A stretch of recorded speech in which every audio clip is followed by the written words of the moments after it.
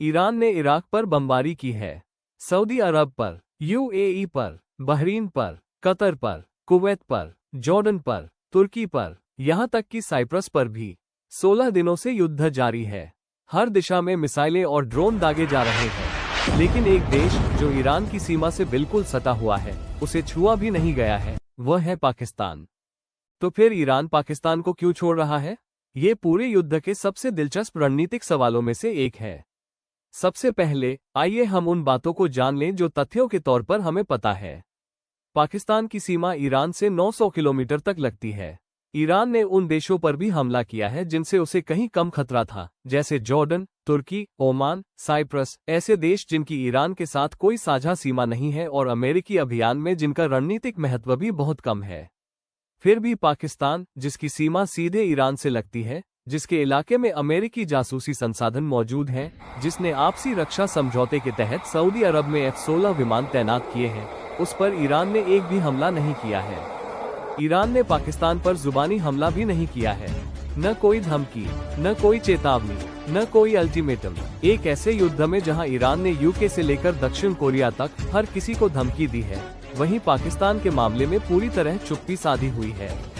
इसकी वजह ये है, पाकिस्तान एक ही समय में हर पक्ष के साथ खेल रहा है। इस समय पाकिस्तान खुद को दुनिया के किसी भी अन्य देश की तुलना में सबसे ज्यादा जटिल स्थिति में पा रहा है। उसका सऊदी अरब के साथ एक रणनीतिक रक्षा समझौता है, जो ईरान का क्षेत्रीय प्रतिद्वंद्वी है। उसने सऊदी धरती पर F-16 विमान तैनात किए हैं। वो अपने 80% से ज्यादा सैन्य हथियार चीन से खरीदता है। वो साथ ही साथ अपनी अफगान सीमा पर तालिबान के खिलाफ अपना खुद का युद्ध भी लड़ रहा है। वो अपने ही शहरों के भीतर ईरान समर्थक शियाओं के हिंसक विरोध प्रदर्शनों को भी संभाल रहा है। उसने ईरान के अंदर फंसे लगभग 35,000 पाकिस्तानी नागरिकों को वहां से सुरक्षित निकाल लिया है। और उसने सार्वजनिक रूप से ये भी कहा है कि वह ईरान को अमेरिकी इजरायली आक्रामकता के खिलाफ अपनी रक्षा करते हुए मानता है। पाकिस्तान एक ही समय में ईरान के दुश्मनों का सहयोगी भी है और ईरान के मकसद के प्रति सहानुभूति रखने वाला भी। पाकिस्तान पर हमला करने से उसे किसी एक पक्ष को चुनने के लिए मजबूर होना पड़ेगा। और इस समय पाकिस्तान का किसी भी पक्ष को न चुनना ईरान के लिए किसी भी मिसाइल हमले से कहीं ज्यादा कीमती है। चीन ने चीन पाकिस्तान आर्थिक गलियारे CPEC में $62 अरब का निवेश किया है। ईरान का पाकिस्तान पर हमला करने का मतलब है चीन के सबसे अहम रणनीतिक इंफ्रास्ट्रक्चर प्रोजेक्ट के अंतिम छोर पर हमला करना। चीन ईरान के 80% से ज्यादा तेल निर्यात को खरीदता है। इस युद्ध के दौरान यह ईरान की सबसे अहम आर्थिक जीवन रेखा है। ईरान उस हाथ को नहीं काटेगा जो उसे खिलाता है। दावा है कि अभी तक के युद्ध में ईरान की मिसाइलों की संख्या पहले दिन के मुकाबले 90% कम हो गई है। एक थ्योरी जिसे जोर मिल रहा है, पाकिस्तान के बलूचिस्तान प्रांत से गुजरने वाला CPEC कॉरिडोर एक आपूर्ति मार्ग के तौर पर काम कर रहा हो सकता है। तेल ईरान से पाकिस्तान के रास्ते चीन जा रहा है। ड्रोन, मिसाइलें और सैन्य सामग्री दूसरे रास्ते से वापस आ रही है। बलूचिस्तान में CPEC की संपत्तियों को तत्काल सुरक्षा दी जानी चाहिए।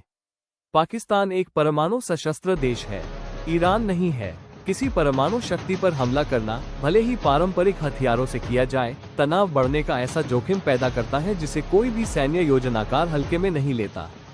अगर कोई संघर्ष पाकिस्तान के इलाके में फैलता है तो उससे ऐसी प्रतिक्रियाएं शुरू होने का जोखिम है जिनमें चीन, भारत और ऐसी परमाणु गणनाएं शामिल हो सकती हैं जिनके आगे खाड़ी में अभी जो कुछ भी हो रहा है वो सब बौना पड़ जाएगा। ईरान एक सोची समझी रणनीतिक लड़ाई लड़ रहा है, कोई लापरवाही भरी लड़ाई नहीं।